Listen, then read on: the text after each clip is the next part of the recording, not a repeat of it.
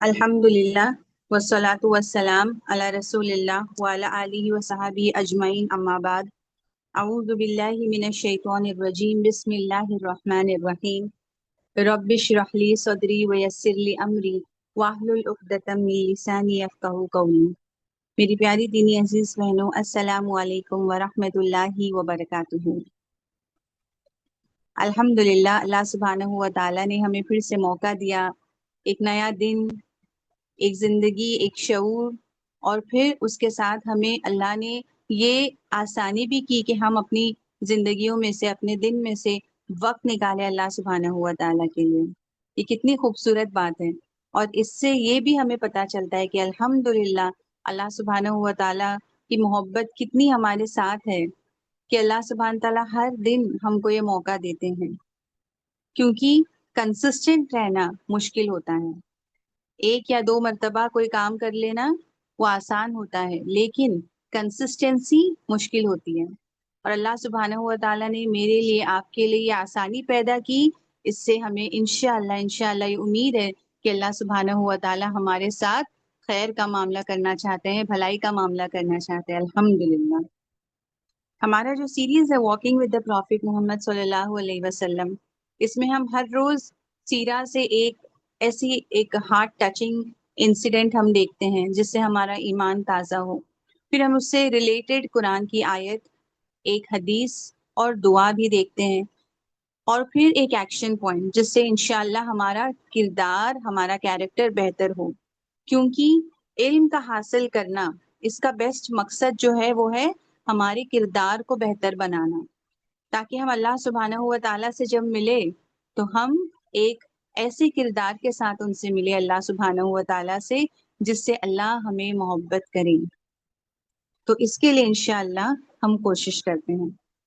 आज जिन सहाबी के बारे में हम पढ़ेंगे, उनका तो इतना बेहतरीन उनको अल्लाह ने तोहफा दिया कि 7 महीने नबी सल्लल्लाहु अलैहि वसल्लम उनके घर में मेहमान रहे।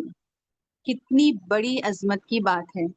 इतने महीनों तक नबी सल्लल्लाहु अलैहि वसल्लम उनके घर पर थे। मेहमान नवाजी का तो कितना बड़ा अजर है इस्लाम में। अल्लाह सुब्हानहू व तआला कितना पसंद करते हैं उन लोगों को जो मेहमान नवाजी अच्छी तरीके से करते हैं, अपने मेहमानों की इज्जत करते हैं। और यहाँ देखते हैं हम कि कोई और नहीं है मेहमान, बल्कि नबी सल्लल्लाहु अलैहि वसल्लम खुद हैं। तो आज उन सहाबा के बारे में हम थोड़ा देखेंगे इंशाअल्लाह। इन सहाबी का नाम है खालिद इबिन जैद इबिन कुलैब रदी अल्लाहु अन्हु, और ये एक अंसारी सहाबा थे, बनु नज्जार। कभी हमने इनका नाम नहीं सुना ना, है ना? लेकिन हमें पता है कि नबी सल्लल्लाहु अलैहि वसल्लम मदीना में एक सहाबा के घर रुके थे, लेकिन ये नाम तो हमने कभी नहीं सुना। लेकिन यही वो सहाबा है जिनके घर पर नबी सल्लल्लाहु अलैहि वसल्लम 7 महीने रुके। और इनकी और भी कई सारी क्वालिटीज हैं। अक्सर हम सहाबा के नाम, जो रियल नेम्स हैं, हम नहीं जानते। फॉर एग्जाम्पल अबू हुरैरा रदी अल्लाहु अन्हु, उनका असल नाम अबू हुरैरा नहीं था, बल्कि अबू हुरैरा तो मोहब्बत से नबी सल्लल्लाहु अलैहि वसल्लम ने उन्हें एक निकनेम दिया था, क्योंकि उनको बिल्लियों से बहुत मोहब्बत थी, उनका बहुत ध्यान रखते थे बिल्लियों का। तो नबी सल्लल्लाहु अलैहि वसल्लम ने उन्हें नाम दिया अबू हुरैरा। उनका असल नाम तो अब्दुर रहमान इबिन सखर था रदी अल्लाहु अन्हु। उसी तरह इन सहाबी का नाम जब आप सुनेंगे, जो एक फेमस नाम है, तो आप पहचान लेंगे। तो खालिद इबिन जैद इबिन कुलैब रदी अल्लाहु अन्हु, इनको एक और नाम से जाना जाता है, इनकी कुनियत से, जो है अबू अय्यूब अंसारी रदी अल्लाहु अन्हु, है ना? ये नाम तो हमने कई मर्तबा सुना है। कुछ ही दिनों पहले हमने जो टॉपिक लिया था हमारे सेशन में, जब नबी सल्लल्लाहु अलैहि वसल्लम को बहुत भूख लगी थी, साथ में अबू बकर और उमर रदी अल्लाहु अन्हुम भी शामिल थे, तो जिस सहाबी ने इन्हें वो दावत दी थी खाने की और खजूर ले आए थे, याद है? तो वही सहाबा अबू अय्यूब अंसारी रदी अल्लाहु अन्हु। अबू अय्यूब अंसारी रदी अल्लाहु अन्हु अपनी मेहमान नवाजी के लिए कई ज्यादा मशहूर थे, काफी मशहूर थे। और स्पेशली जब उन्होंने नबी सल्लल्लाहु अलैहि वसल्लम को होस्ट किया अपने घर पर। और ये जो इंसिडेंट है, जब नबी सल्लल्लाहु अलैहि वसल्लम उनके घर को चुनते हैं, तो वो भी अल्लाह की तरफ से था। تو سوچیے اس میں بھی ہم کو پتا چلتا ہے کہ کتنا اخلاص اور سنسیئرٹی تھی ابو ایوب رضی اللہ عنہ کے اندر، کیونکہ جب نبی صلی اللہ علیہ وسلم مدینہ آتے ہیں اور ہر کوئی چاہتا تھا کہ نبی صلی اللہ علیہ وسلم ان کے گھر مہمان بنے، لیکن نبی صلی اللہ علیہ وسلم نے کہا کہ جہاں پر اونٹنی رکے گی وہیں پر النبی صلی اللہ علیہ وسلم قیام کریں گے۔ اور پھر کیا ہوا؟ اونٹنی گزرتی گئی، جب بھی کسی کے گھر سے اونٹنی گزر جاتی تو وہ مایوس ہو جاتا، کیوں؟ کیونکہ نبی صلی اللہ علیہ وسلم اس کے گھر نہیں رکیں گے، اور جو آگے والا گھر ہے وہ اور خوش ہو جاتا وہ انسان، کیونکہ اسے امید ہوتی کہ اب اونٹنی نبی صلی اللہ علیہ وسلم کی ہمارے گھر رکے گی۔ لیکن اصل میں کس کے یہاں رکی اونٹنی؟ ابو ایوب انصاری رضی اللہ عنہ کے گھر کے سامنے۔ اور یہاں پر ابو ایوب انصاری اتنا خوش ہو جاتے ہیں، نبی صلی اللہ علیہ وسلم کا سامان اپنے ساتھ لیتے ہیں، اتنا خوشی خوشی انہیں اپنے گھر لے جاتے ہیں، اور اتنا خوش ہوتے ہیں جیسے کہ ان کے پاس دنیا کا سب سے بڑا خزانہ ان کو مل گیا۔ اس طریقے سے نبی صلی اللہ علیہ وسلم کا جو بھی تھوڑا بہت سامان تھا وہ اپنے پاس رکھ لیتے ہیں وہ۔ اور ابو ایوب انصاری رضی اللہ عنہ کا جو گھر تھا وہ جیسے کہ آج کل ہم دیکھتے ہیں نارملی لوگ بناتے ہیں، نیچے ایک روم ہوتا ہے اور اس کے اوپر ایک روم ہوتا ہے نا، تو جیسے کہ 2 اسٹوری ہاؤس جیسے بولیں گے، انڈیپینڈنٹ ہاؤس ویسا ٹائپ کا۔ تو ابو ایوب انصاری رضی اللہ عنہ چاہتے تھے کہ نبی صلی اللہ علیہ وسلم اوپر کا جو حصہ ہے گھر کا اس میں رکیں، لیکن تاکہ نبی صلی اللہ علیہ وسلم کو پرائیویسی ہو، جب نیچے ہوگا روم تو کوئی بھی آ جائے گا، کبھی بھی آ سکتا ہے نا، اوپر کے روم میں کیا ہوگا، نبی صلی اللہ علیہ وسلم کو اور پرائیویسی ملے گی، لیکن نبی صلی اللہ علیہ وسلم نیچے ہی رہنا چاہتے تھے۔ اور جب ابو ایوب رضی اللہ عنہ اور ان کی بیوی ام ایوب جب وہ اوپر گئے، اوپر کے پورشن میں، تو انہیں احساس ہوا، ابو ایوب انصاری اپنی وائف سے کہتے ہیں کہ تم سمجھ رہی ہو ہم اوپر ہیں اور نبی صلی اللہ علیہ وسلم نیچے، یہ تو بہت غلط بات ہو گئی، نبی صلی اللہ علیہ وسلم پر وحی آتی ہے اللہ کی طرف سے اور ہم بیچ میں ہیں، اگر یہ معاملہ ہوا تو بہت ہم گناہ میں پڑ جائیں گے۔ اور اتنا پریشان ہو گئے وہ، اور کیا کرتے تھے وہ گھر کا جو ایک دم کنارے کنارے سے وہ چلا کرتے تھے، یہ سوچ کے کہ نبی صلی اللہ علیہ وسلم نیچے کے فلور میں ہے اور ہم اوپر، اور اوپر کا فلور کیسے تھوڑا ایکسٹینڈڈ ہوتا ہے نا نیچے والے گھر سے، تو وہ کنارے کنارے سے ہی گھر میں اپنے رہتے ہیں۔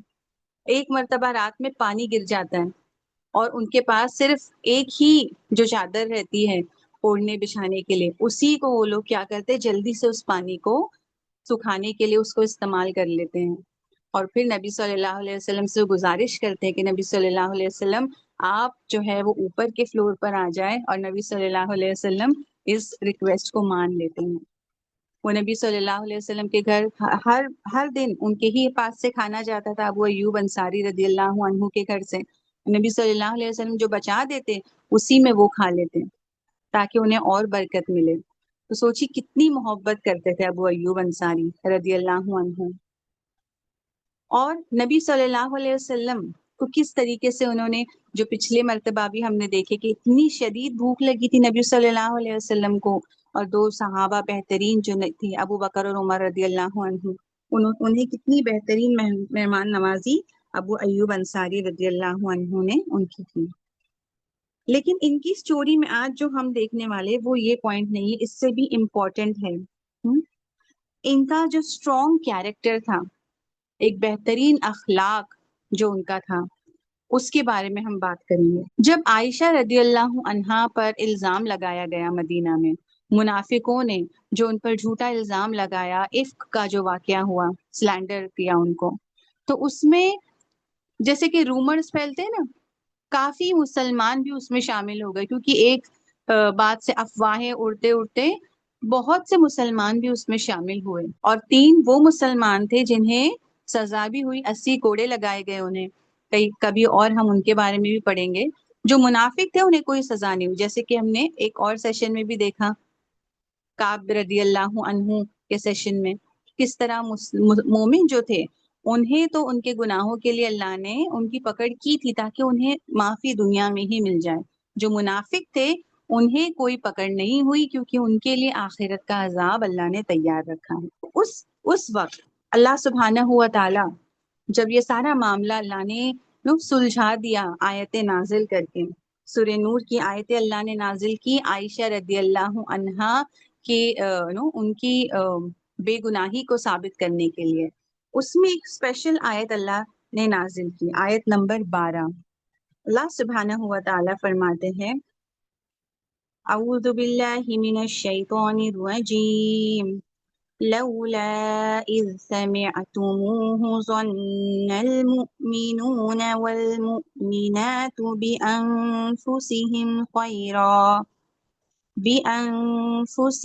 خيرا وقالوا هذا إفك مبين. جب تم نے یہ جھوٹ سنا تو کیوں نہ مومن مردوں اور مومن عورتوں نے اپنے نفسوں میں اچھا گمان کیا، اور کیوں نہ کہا کہ یہ تو صریح بہتان ہے. تو اللہ سبحانہ ہوا تعالی مومنوں سے خطاب کرتے ہیں کہ جب یہ افواہیں سن رہے تھے تم، تو کیوں نہیں مومن مرد اور عورتوں نے یہ کہا کہ نہیں، یہ تو جھوٹی بات ہے، اس بات پر ہم یقین نہیں کرتے. اور تفسیر میں آتا ہے کہ یہ آیت ابو ایوب انصاری رضی اللہ عنہ کو اسپیشلی ان کے بارے میں ہے، کیونکہ جب انہیں یہ بات پتا چلی، ان کی وائف نے جب انہیں کہا کہ دیکھیے یہ بات مدینہ میں تو یہ باتیں ہو رہی ہے، تو ابو ایوب انصاری نے کہا کہ کیا اگر تم عائشہ رضی اللہ عنہا کی جگہ پر ہوتی تو کیا تم یہ غلط کام کرتی؟ تو ان کی بیوی نے کہا بالکل نہیں. تو پھر انہوں نے کہا کہ عائشہ رضی اللہ عنہا تم سے بہتر ہے. اور جس صحابہ کا نام اس میں ملوث کیا منافقین نے، وہ تھے صفوان بن معطل. اور ابو ایوب انصاری نے کہا پھر رضی اللہ عنہ نے کہ صفوان مجھ سے بہتر ہے اور عائشہ تم سے بہتر، تو وہ بالکل کوئی غلط کام نہیں کر سکتے. تو یہ ہوتا ہے ایک مسلمان کا کردار کہ جب ہر سنی سنائی باتوں پر اچھا ایسا ہوا تھا، ارے رے رے کتنی غلط بات ہے، کتنے برے لوگ ہیں، کتنے گرے ہوئے لوگ ہیں. نہیں،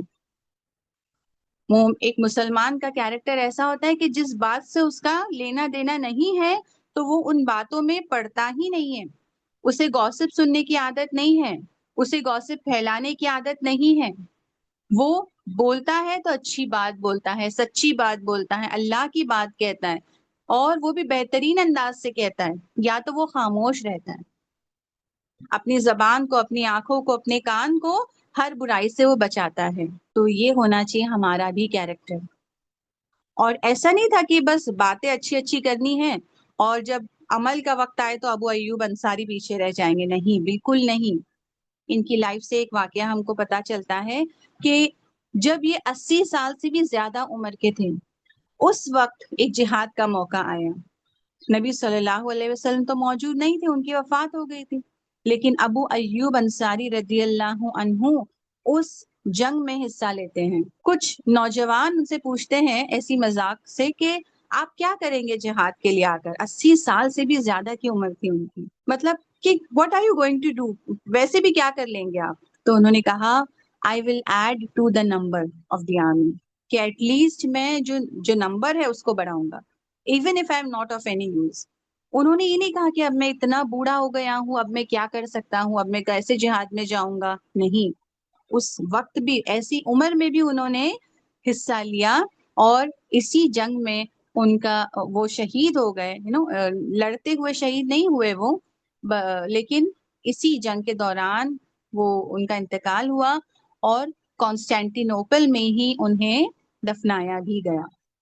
تو اس سے پتہ چلتا ہے ہمیں کہ کیسے انسان جب اچھے کاموں میں رہتا ہے تو اللہ سبحانہ تعالیٰ اسے اچھا اینڈ اللہ سبحانہ ہوا تعالیٰ اس کو عطا کرتے ہیں۔ جیسے کہ ہم نے کل کے سیشن میں بھی دیکھا کہ اللہ بھلائی کیسے کرتے ہیں بندے کی، اس کو پیوریفائی کس طرح کرتے ہیں اللہ سبحانہ ہوا تعالیٰ، اسے اچھے کاموں کی توفیق دیتے ہیں، وہ 1 by 1 اچھے کام کرتا جاتا ہے، یہاں تک کہ اسے موت آ جاتی ہے اچھے کام کرتے کرتے، نیکی کرتے کرتے۔ تو ہمیں بھی انشاءاللہ اپنا کیریکٹر ایسا بنانے کی کوشش کرنی ہے جیسے کہ ابو ایوب انصاری رضی اللہ عنہ کی زندگی سے ہمیں پتہ چلتا ہے۔ اب ہم دیکھیں گے ایک حدیث جو ابو ہریرہ رضی اللہ عنہ سے روایت ہے۔ ابو ہریرہ رضی اللہ عنہ فرماتے ہیں کہ نبی صلی اللہ علیہ وسلم نے کہا be wary of suspicion. Suspicion یعنی گمان کرنا، شک کرنا۔ For suspicion is the worst of false tales۔ کیونکہ یہ جو گمان کرنا ہے یہ کیا ہے؟ سب سے بدترین جھوٹی کہانیاں ہیں. And do not look for the faults of others and do not spy. دوسروں کی غلطیوں کو تلاش مت کرو اور تجسس میں مت رہو. And do not be jealous of one another. اور ایک دوسرے سے حسد مت کرو. And do not desert or cut your relation with one another. اور رشتہ داری کو مت کاٹو. And do not hate one another. ایک دوسرے سے نفرت مت کرو.